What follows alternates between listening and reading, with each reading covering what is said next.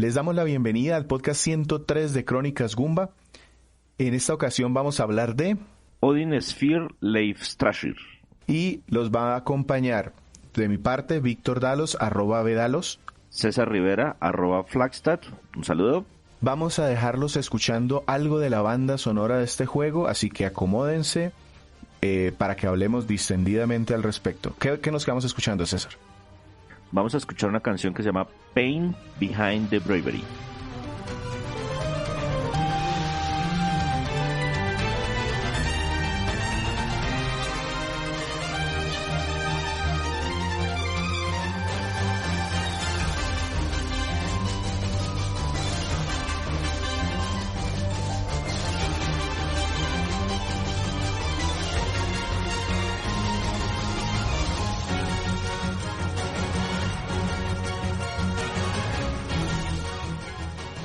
Odin Sphere y su subtítulo en alemán algo.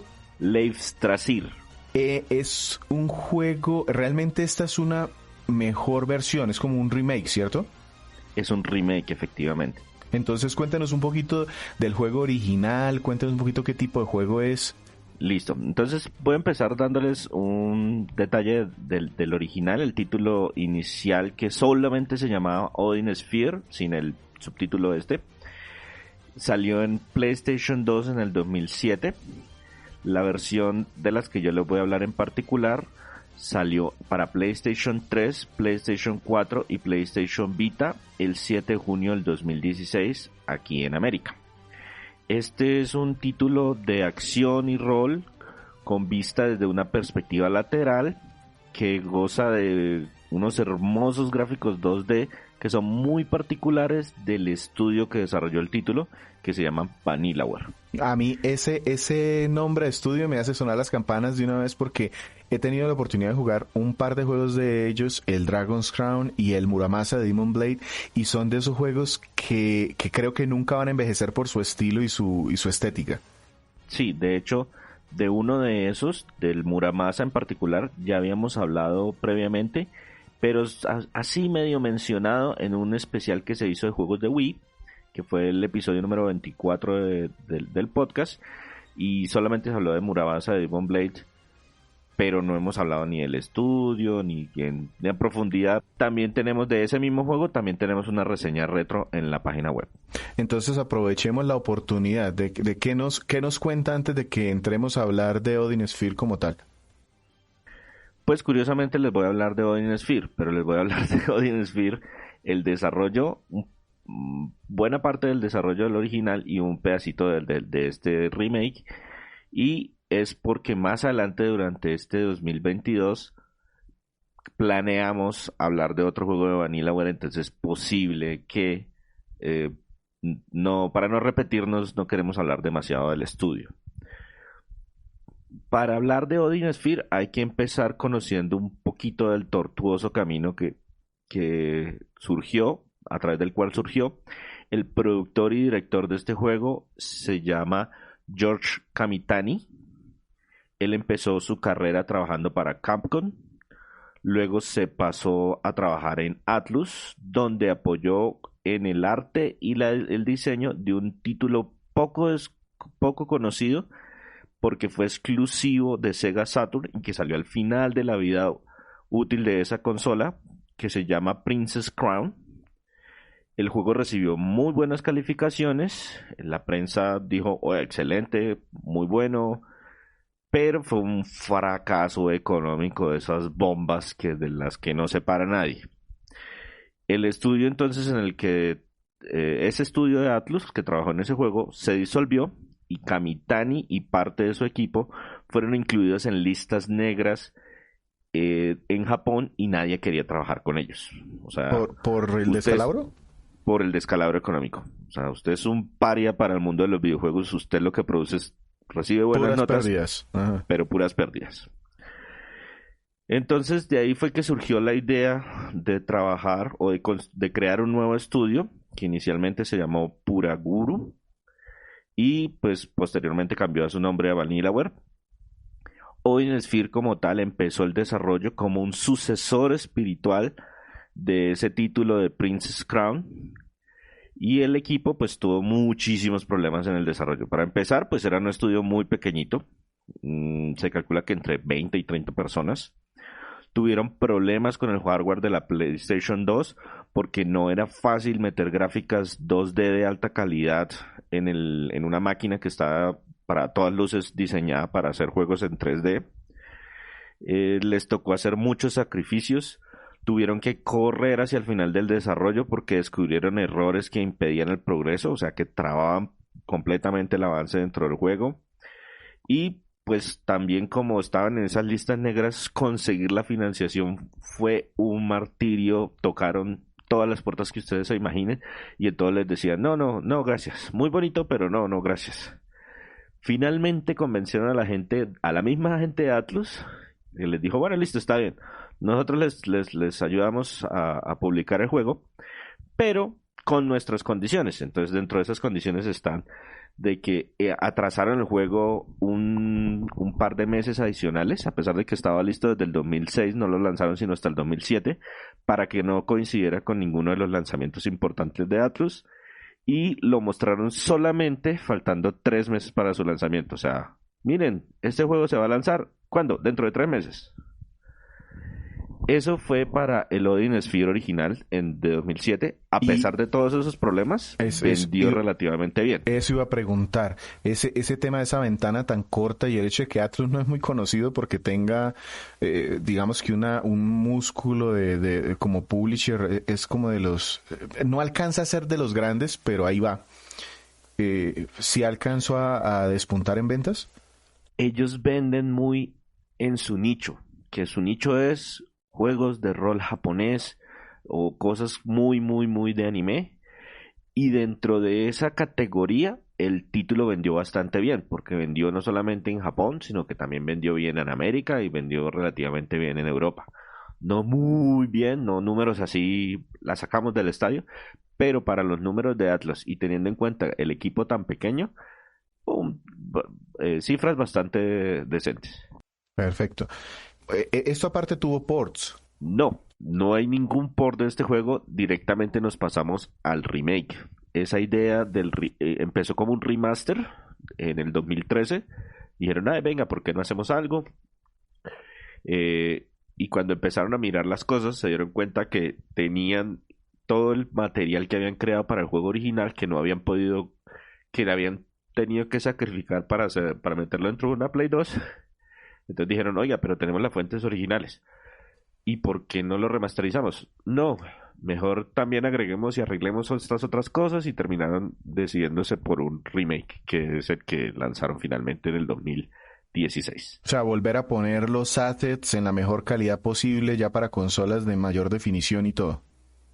Sí, a lo largo de la reseña les voy a comentar algunos de los ajustes como más importantes, porque algunas cosas siguieron exactamente igual, pero muchas otras cosas se modificaron en la mayoría de los casos para mejorar. Ok, entonces ya estamos hablando del remake. Yo tuve oportunidad de probar un poquitico en Vita. Tiene sentido porque el juego tenía un demo, tanto para Play 4 como para Vita. Y el tema o lo que más resalta aquí es, precisamente es un juego de rol en donde sí hay unas historias como medio profundas. No sé si vas a contar algo más o nos vamos de una vez a qué nos narra este juego. No, entremos de una vez en el tema de la historia. La trama fue el único aspecto que no sufrió ningún cambio frente al juego original. Es decir, es exactamente la misma historia de PlayStation 2. Los eventos ocurren en un mundo ficticio, en un continente llamado Erion, que está dividido en varias naciones que tienen pues sus conflictos entre ellas desde hace muchos años.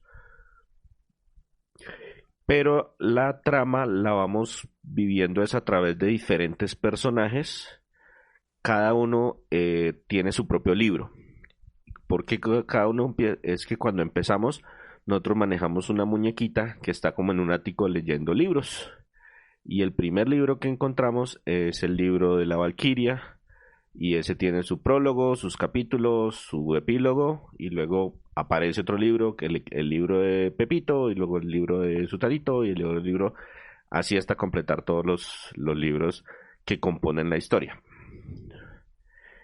Esto hace que la trama se cuente de forma no lineal, porque cada uno de los libros cuenta la historia de un personaje y esa historia, pues, les doy un ejemplo particular. La primera protagonista es una princesa Gwendolyn, es una valquiria guerrera que participa en una guerra entre su nación y el reino de las hadas del bosque. Los eventos que nos cuentan en el primer libro es todo lo que le pasa a ella. Entonces, cuando ella entra dentro de la historia, pues empezamos en medio de la guerra, pero esa guerra tiene un principio. Ese principio nos lo cuentan en otro libro. Y después de que se acaba el combate, pasan unas ciertas cosas y Gwendolyn queda inconsciente por un tiempo y cuando recupera la conciencia, están contando otro pedacito de la historia, pero entre el momento en que ella cayó inconsciente y el momento en que recuperó la conciencia, pasaron otras cosas. Y esas otras cosas que pasaron, no lo cuentan en otro libro diferente. Quiere decir Entonces la que historia... hay que jugar con todos los personajes que vayamos desbloqueando con todos los libros para conocer toda la historia. Sí, es obligatorio y digamos que no tan spoiler, hay un libro adicional. Ok. O sea, son 5 personajes y después de pasar la historia de los 5 personajes, hay un libro adicional. ¿Y qué tal se articula esa historia? Es decir, si me permite a mí de alguna manera captar la idea como si hay un malo grande o algo así, o...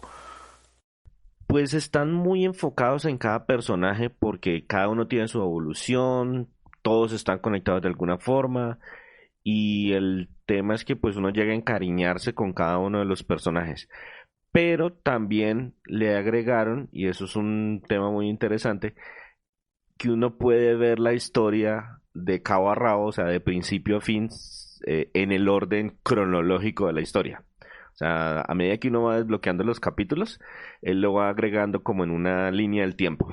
Y Ah, ok. después, si usted se siente ya muy confundido, pues hermano, póngale play, dígale, muéstrame todos los capítulos y se ve toda la historia, pero verse esa toda la historia son 2 horas sentado viendo solamente historia. ¿Y, y es entretenido verla así o no? No, la verdad así no es tanto porque pues uno no está jugando, solamente está viendo toda la historia. Eh, hay que ponerle atención a lo que va pasando en cada uno de los libros y ya con eso es suficiente. Uno se da una idea de, ah, claro, esto pasó antes porque aquí están contando porque empezó la guerra. Ah, claro, esto tuvo que pasar después porque aquí están contando porque este personaje hizo eso. Ah, claro, esto va. Uno se va haciendo una idea, pero sí puede llegar a ser un poquito confuso. Por ejemplo, mi esposa que me veía jugar de vez en cuando estaba completamente confundida y así, no, espérame, termino, saco el final verdadero y le pongo todo de principio a fin para que entienda toda la historia. Y ahora que dice final verdadero, más o menos cuánto tomó el pasar el juego, cuánto le tomó todos esos libros. Todos los libros más unas cositas que tiene extras son más o menos 40 horas largas. Hijo. Y la trama, de una vez para mencionar, se cuenta todo con las mismas gráficas del juego. Y lo que sucede para cada personaje es bien interesante, para uno más que otros. Hay unos personajes que uno dice, oh, este personaje es muy bacano, me gusta primero cómo se juega y segundo lo que me están contando. Y hay otros que tienen el problema de que, uy, me gusta lo que están contando, pero no me gusta tanto cómo se juega, etcétera, etcétera. Eso me da precisamente paso para que hablemos de cómo se juega. Eso es un juego de rol. Hay una historia, hay un crecimiento de personajes, pero es un juego de rol de acción. Y es en Yo 2D. diría que es más al revés, es un juego de acción con rol. Ok. Entonces, la parte principal es en 2D los combates. Sí, si quieren compararlo con algún juego que de pronto ustedes conozcan, les recomiendo que piensen en un beat'em up 2D, el que más les guste, el con el que más estén familiarizados, por ejemplo, no sé, de pronto Bad Dudes, Kung Fu, todos esos juegos que son completamente en 2D, no hay plano, ni una línea, ni una banda. Ninja Saviors. Ninja Savior, sí, todo ese tipo de juegos son un beat'em up en 2D. Esa es la forma básica de juego.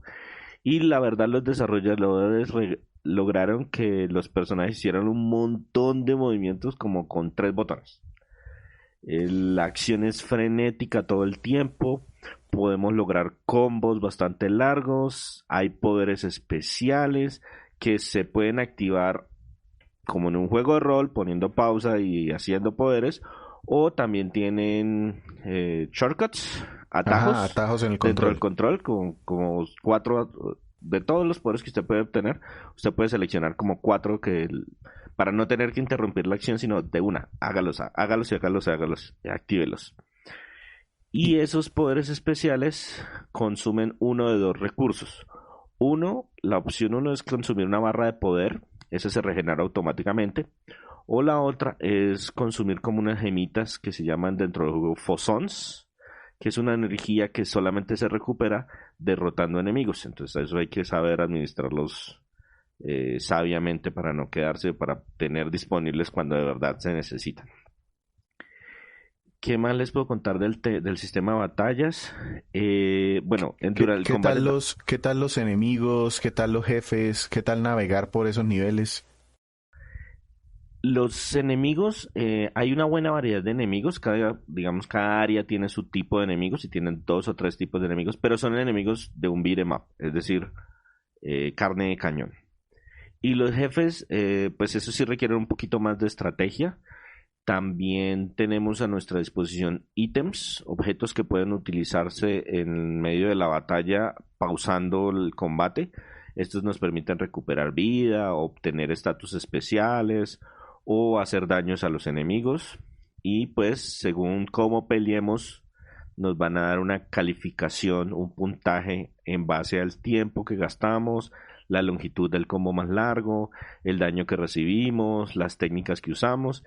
Y entre mejor sea la calificación, es mejor el premio que nos dan al derrotar a los enemigos. Entonces uno le dan siempre al final un cofrecito, uno destapa el cofrecito y ese cofrecito tiene monedas o comida o cosas por el estilo. Pero si yo logré el mejor rango, pues tiene más monedas y tiene más comida, o a veces tiene un ítem adicional que no me darían si... Un especial, mejor dicho. Si obtiene la mayor puntuación, tiene un ítem especial.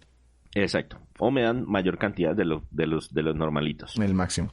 Me decía aparte que sí tiene esa parte, pero el rol en dónde está entonces, porque lo veo muy de pelea. Es que lo volvieron un poquito más de pelea. En este remake, uno de los cambios que hicieron es que lo volvieron un poquito más de pelea y menos de rol. Y eso se nota porque, por ejemplo, en el juego original los personajes se parecían mucho entre sí. En este título se diferenciaron más cada uno de los protagonistas. Cada uno tiene su propio estilo de combate. Cada uno utiliza su propia arma. Hay unos incluso que pelean a distancia. Hay otros mejores para atacar enemigos aéreos. Entonces, pues también hay que en cada capítulo acostumbrarse a ese juego. Y el tema del rol entra es en que ganamos experiencia cuando derrotamos a los enemigos, vamos subiendo de nivel, pero curiosamente la forma más efectiva de ganar experiencia no es peleando contra los enemigos, sino comiendo. El juego tiene un Ah, montón de restaurantes. sí, eso es, digamos que muy propio de Vanillaware. Recuerdo en Muramasa que había precisamente unos sitios en algunas villas en donde podías pagarle a un tendero y él te daba una comida y esa comida realmente lo que hacía era como aplicarte toda la experiencia para que el personaje subiera a nivel. Sí, aquí es algo similar, entonces cuando yo como recibo bonificadores de experiencia y recupero vida, y esas tiendas pues le pueden a uno pedir, oiga, no, deme monedas especiales o deme ingredientes y yo le preparo las recetas que usted ya haya descubierto a lo largo del juego. Otra forma que hay para mejorar a los personajes, y este es uno de los cambios grandes de esta entrega frente al título original, es el manejo del árbol de habilidades. Esas gemitas que les digo que son como una materia prima que se llaman los fosons, esos que se van recogiendo, el juego cuenta cuántos hemos recogido. No importa si los gastamos, él va contando cuántos hemos recogido en total. Y con eso se pueden comprar dentro de un arbolito de habilidades poderes que hayamos, se pueden mejorar poderes que hayamos recibido. Entonces, no sé, Gwendolyn, que es el primer personaje, recibe una habilidad dentro de la historia que se llama la aguja, que es un montón de un montón de lanzazos, muy parecido al poder que uno vería, por ejemplo, como de Chun-Li en Street Fighter, que hace como varios golpes ahí mismo en el puesto. Cuando a uno se lo otorgan, listo, automáticamente usted lo puede asignar o lo puede utilizar en cualquier momento de la pelea, pero usted lo puede mejorar gastando esos puntos de fosons. Y usted decide, porque hay muchas habilidades, cuáles son sus favoritas, porque no le van a alcanzar a menos de que grinde demasiado para mejorarlas todas. Entonces, esos van mejorando, por ejemplo, el daño que hace ese poder, pero adicionalmente también le van mejorando un poquito las habilidades básicas. Entonces le dan +1 al ataque si usted mejora esa habilidad. Y cada uno tiene entre 3 y 5 rangos de mejora. Eso es diferente porque en el juego original eso no funcionaba de esa manera ni con ese árbol de habilidades. Entonces aquí es un árbol de habilidades y se va jugando. Y adicionalmente cada vez que subo de nivel me dan un punto de capacidad y esos puntos también los puedo utilizar en un árbol secundario y ahí, por ejemplo, por 3 o 4 puntos podemos comprar poderes pasivos. Esos sí son muy parecidos entre todos los personajes. Los árboles de habilidad son diferentes para cada uno, pero ese árbol base sí es muy parecido para todos. Entonces hay una que le den el 20% de descuento en las compras en todas las tiendas. Entonces, pues es una habilidad pasiva y todos los personajes tienen esa habilidad. Lo que pasa es que a cada uno hay que comprársela llegando a cierta cantidad de niveles. También hay un sistema de alquimia, pero pues no me voy a detener mucho en eso porque eso sirve para mejorar las pociones que recuperan vida o las que se utilizan para hacer daño.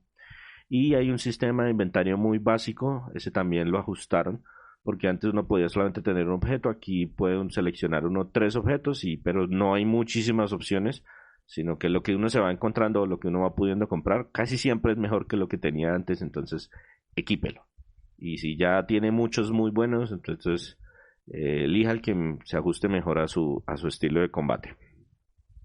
Las áreas, los mapas de exploración son muy raros. Al principio me costaba un poquito de trabajo, pero pues como el juego es todo 2D, cuando uno llega a un mapa, entonces lo que hace uno es que llega a un área. Entonces está el mapa, por ejemplo, del bosque. Y cuando llega a la primera área, entonces en la primera área hay unos enemigos. Y esa área es circular. Sí. Es decir, si usted avanza a la derecha, a la derecha, a la Como si derecha, fuera a la derecha. un anillo, un aro. Exacto. No se acaba nunca. Es un aro infinito. Pero cuando usted mata a todos los enemigos, entonces las salidas de ese aro se brillan de un color diferente. Entonces dice, por aquí se puede salir. Y entonces usted puede mirar el mapa. Listo. Entonces hay una salida hacia arriba que expande el mapa hacia la parte de arriba o hacia abajo y expande el mapa hacia todo este. Los enemigos se le regeneran, es decir, si usted sale de esa área, se va para otra y regresa, ¿le toca volver a matar a todos los enemigos para volver a encontrar las salidas? No, mientras usted no se salga del bosque. Ok. O sea, si yo no me salgo del mapa, los enemigos no se regeneran.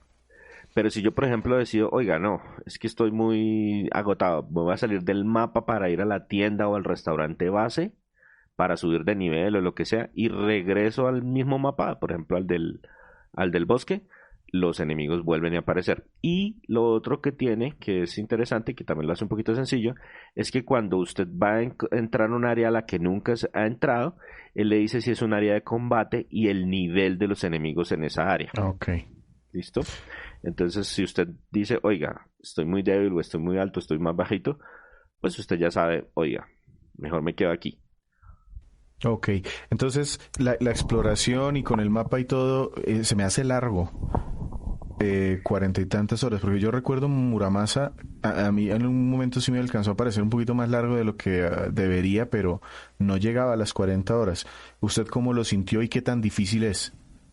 Está en el rango más bien sencillo de los juegos. Lo que les digo, en todas las áreas a usted le dan una calificación y yo en todas en nivel de dificultad normal acabé con todos y en todas me daban la mejor calificación posible Y eso a su vez pues me permitía comprar las mejores comidas que me permitían subir de nivel mucho más rápido de lo normal.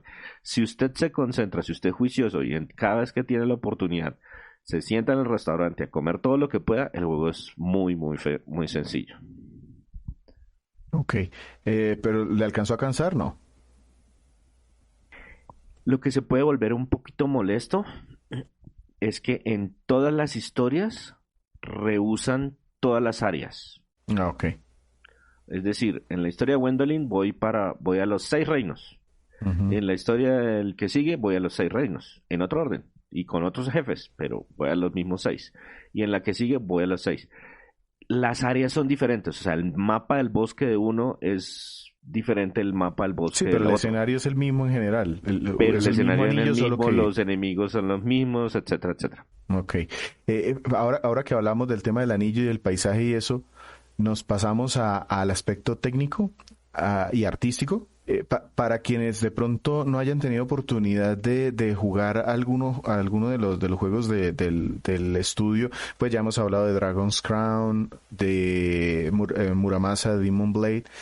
Es un juego en dos dimensiones, o el estilo artístico es dos dimensiones, con trazos anime, pero como si fuesen hechos en tinta tal vez, muy coloridos y más bien como deformados los personajes, o cómo es aquí.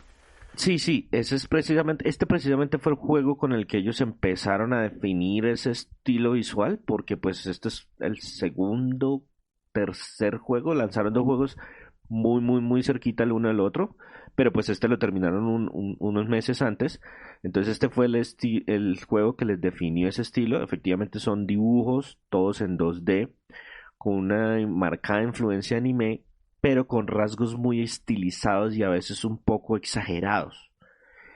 Sí, Utilizan muchísimos Yo recuerdo en Dragon's Crown que un personaje era muy voluptuoso y eso hizo, la red estalló pues porque... y así son todos, o sea, los enanos de ellos son muy pequeñitos y muy agarrados, o sea, tienen unos brazos que son de proporciones que uno dice, no, es imposible que, pero se ve bien, visualmente pegan dentro de su propio estilo. Utilizan muchísimos colores y las animaciones, por lo menos dentro del combate, son muy fluidas. Los escenarios que utilizan también son todos dibujados, usan pequeñas animaciones dentro del mismo escenario para dar la sensación de que están vivos. Hay unos poquitos elementos interactivos, en eso sí están más o menos más bien en el rango bajo. Hay una buena variedad en cada libro, pero lo que le decía, se reciclan mucho a lo largo de las tantas horas de juego que hay, porque todos los personajes visitan todas las áreas. Entonces, el bosque es muy bonito, pero el bosque lo vamos a ver cada vez que No, cambiemos de y que personaje. como me cuentas que las historias se deben seguir en un orden determinado, pues no te permite como... No es aleatorio, te toca siempre seguir la misma secuencia. Exacto.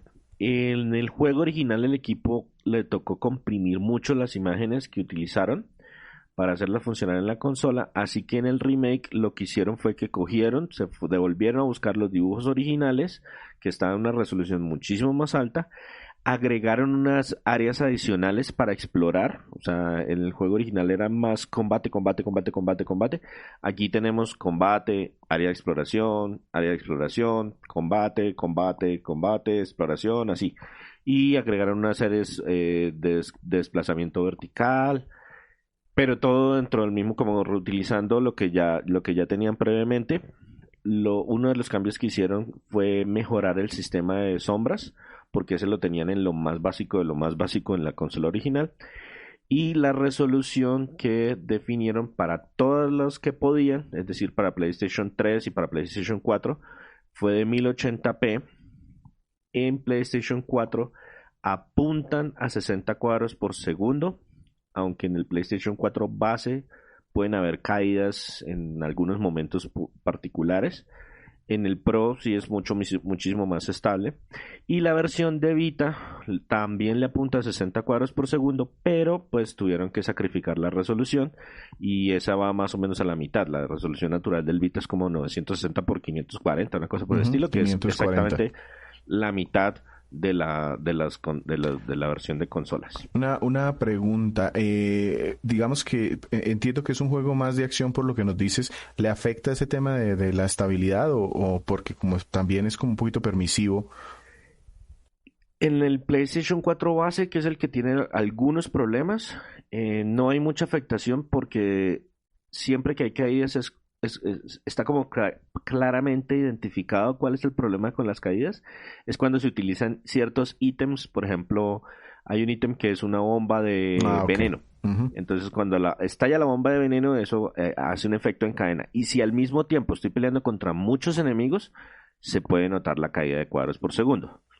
Pero si solamente estoy peleando, es estable a 60 cuadros. Y en el Perfecto. Pro sí es estable todo el tiempo. Sí, definitivamente este es uno de los aspectos que más me gusta a mí de Vanillaware, los colores, como dices, ese yo creo que es un punto, y sobre todo que el original recuerdo que salió en una época, por lo menos en PlayStation 3, que fue la primera versión esta, No, la versión original es de mejorada. PlayStation 2. Sí, sí, no, me refiero a que esta versión mejorada en Play 3 estaba en una generación de muchos grises y esto era un soplo de color en el punto que llamaba mucho la atención por eso. Y aparte de eso, los jefes, los modelos de los enemigos, ¿cómo los viste? ¿Tiene el mismo cuidado de los personajes principales? Sí, todo lo que combata está muy, muy, muy bien cuidado. De pronto en los momentos en que se puede sentir que, oiga, están como cortando esquinas para evitar aumentar los costos, es en las animaciones de algunos de los personajes que solamente participan en la trama. Es decir, hay un enano que solamente camina y nos habla, entonces ese caminado como que, uy, ahí como que faltan unos cuadros de animación, pero todo lo que sea combate es súper fluido. Perfecto. ¿Y cómo lo acompaña entonces la banda sonora? ¿Y esto tiene voces o no? Pues sí y sí. Este es uno de los, ese es otro, el aspecto sonoro es otro de los que recibió grandes cambios en esta versión. Los actores principales son los mismos de la versión de PlayStation 2, pero en esa edición, lo mismo, por el tema económico, algunos papeles secundarios fueron interpretados por los mismos empleados de Atlus. O sea, venga, usted, el que sirve los tintos, venga y me dice esta línea. Porque simplemente se les fue, o sea, necesitaban demasiadas voces y no tenían el presupuesto para pagar actores para todos los personajes. Es decir, todos los principales, sí. Venga y nos graba unas líneas así no sea profesional. Exactamente. Y eso lo tuvieron que usar para los personajes secundarios, o sea, para esos que tienen dos o tres líneas de diálogo como para, ah, sí, no puedo creer que hayamos ganado esta batalla. Y esa línea la dijo el Cualquier mensajero de persona, sí. Atlus. Pero aquí quedó mejor, entiendo.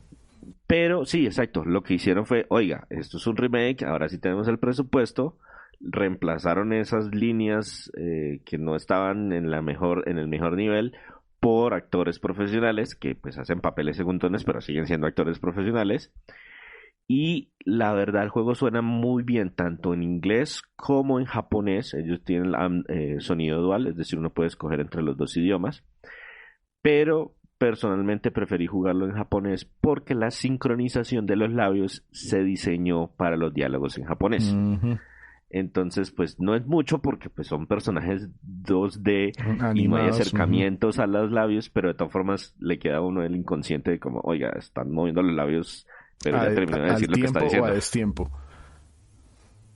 según el que La elijas. música, la música fue compuesta por una empresa, por una compañía externa que se llama Bassescape y es un equipo de veteranos de videojuegos los que usted no se puede imaginar. O sea, es la gente que tiene toda la experiencia que usted quiera. Uno de los compositores principales trabajó en los juegos de Final Fantasy Tactics y Final Fantasy 12. El resto del equipo también tiene muchísima experiencia en todo el tema de los videojuegos. Usaron como base la inspiración nórdica de la historia, pero dijeron, bueno, ¿y ese tema nórdico cómo lo interpretaría un grupo japonés? Y se enfocaron más en el impacto que podrían tener las diferentes canciones que pues en el tema de la precisión cultural. Es decir, es temas nórdicos interpretados por un equipo japonés.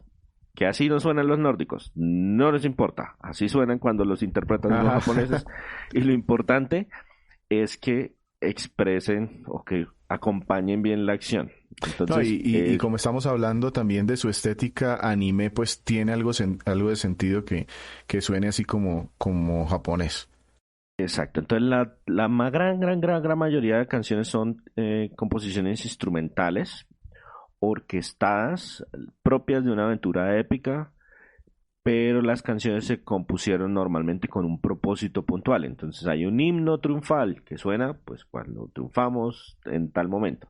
Hay canciones de batallas épicas para los diferentes jefes, hay baladas con sentimiento cuando nos están contando parte de la historia y la tragedia que están viviendo cada uno de los personajes. Y para el remake en particular se hicieron arreglos de las canciones originales y se compusieron 25 piezas adicionales y se reconstruyó también el tema original, el tema principal que tiene voces está cantado en francés, si mal no recuerdo. Ok. Y a propósito de eso, ¿qué nos vamos a quedar escuchando antes de pasar ya a nuestro resumen? Precisamente el tema principal del juego para ver si me corché en el tema del francés y porque es una canción muy bonita.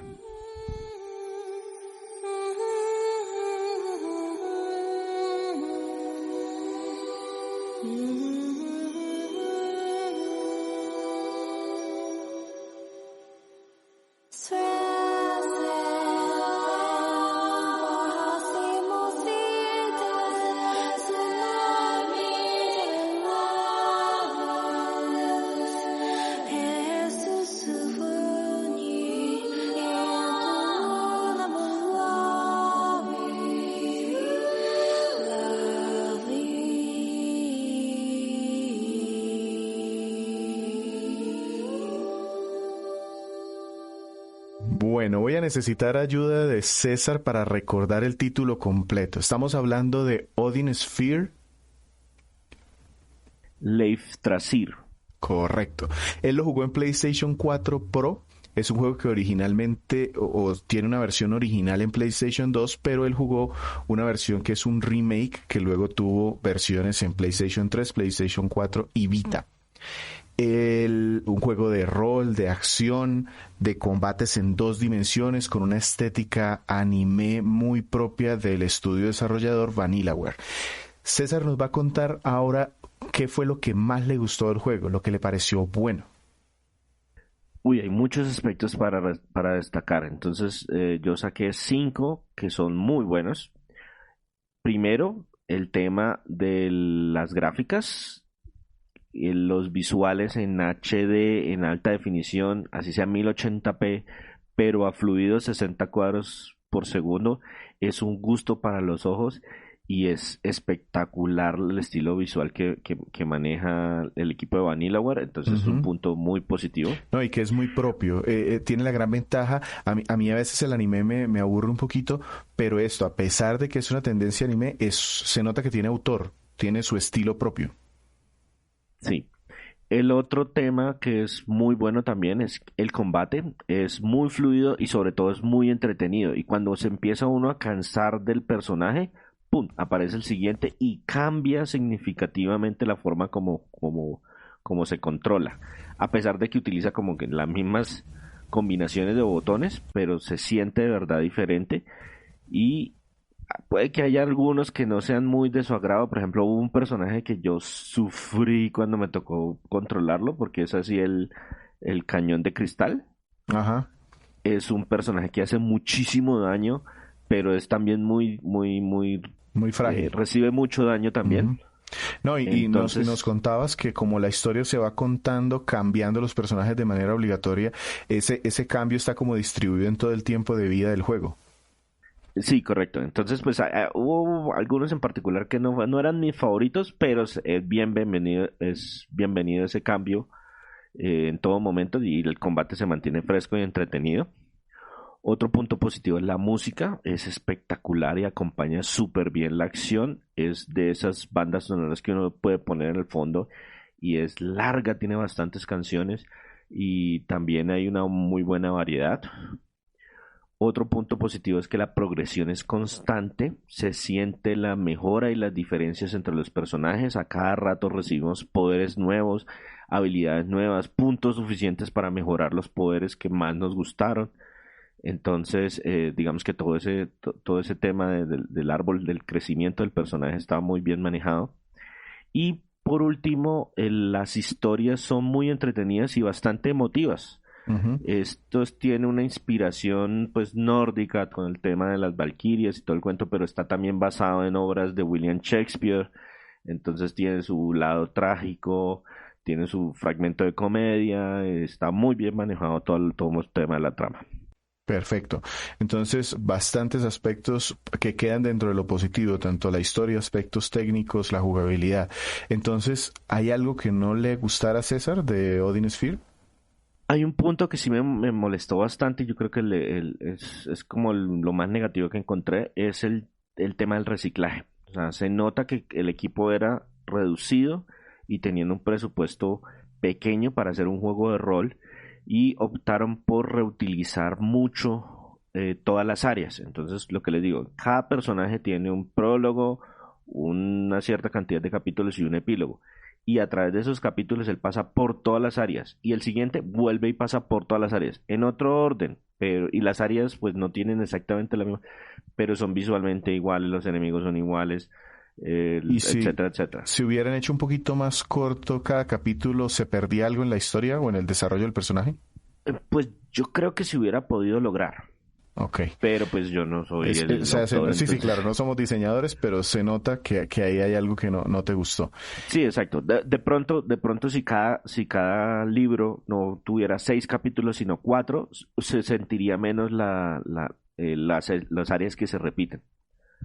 Ok, Entonces, y pues eso fue, digamos que el aspecto negativo lo que que no encontré. te gustó. ¿Y hay algún otro tema que te haya dejado como extrañado? Esos cositas que de pronto te llamaron la atención, pero no positivamente, sino como que de pronto, no sé, te alcanzaron a Hay, fastidiar. hay, hay tres cositas que me pueden causar, que le pueden causar rasquiña a varios jugadores.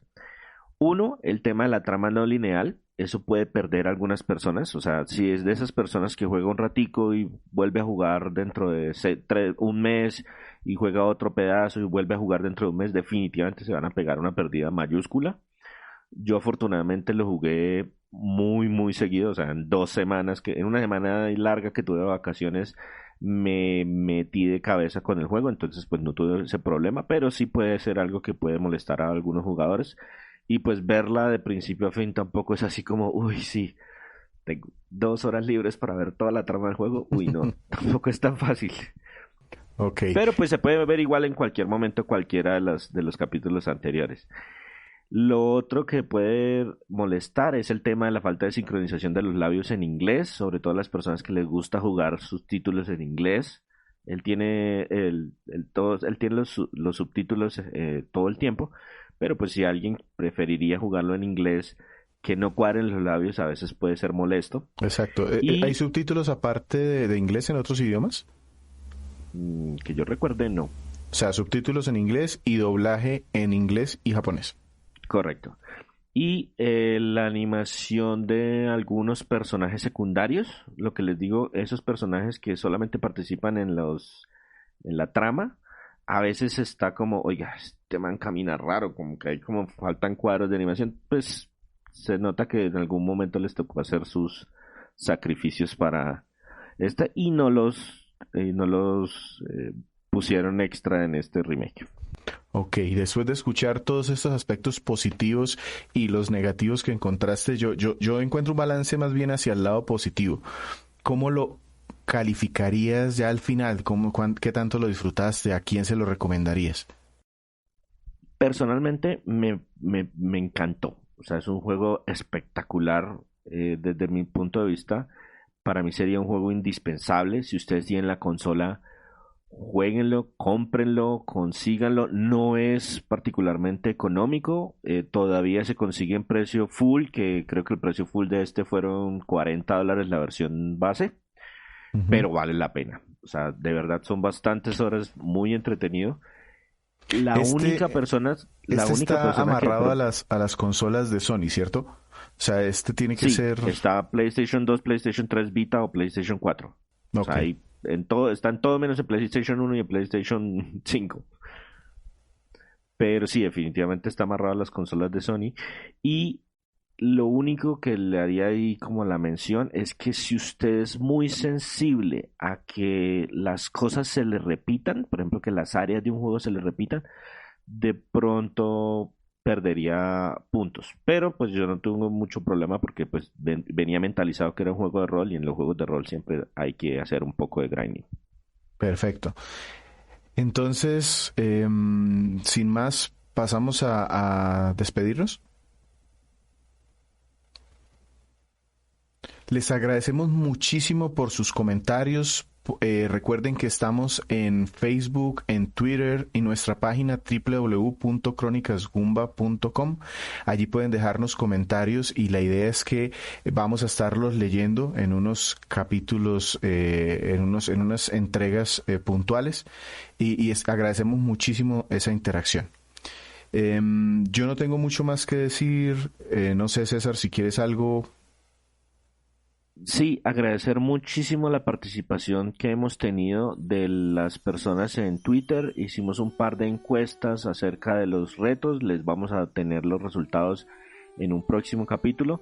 Pero de verdad, muchísimas gracias a todos los que se tomaron el tiempo de entrar, de darnos su opinión, de votar por alguna de las opciones. Y pues los invitamos también a que compartan nuestras publicaciones para que más personas nos conozcan. Sin más, muchas gracias por escucharnos el día que haya sido hoy. Y hasta luego.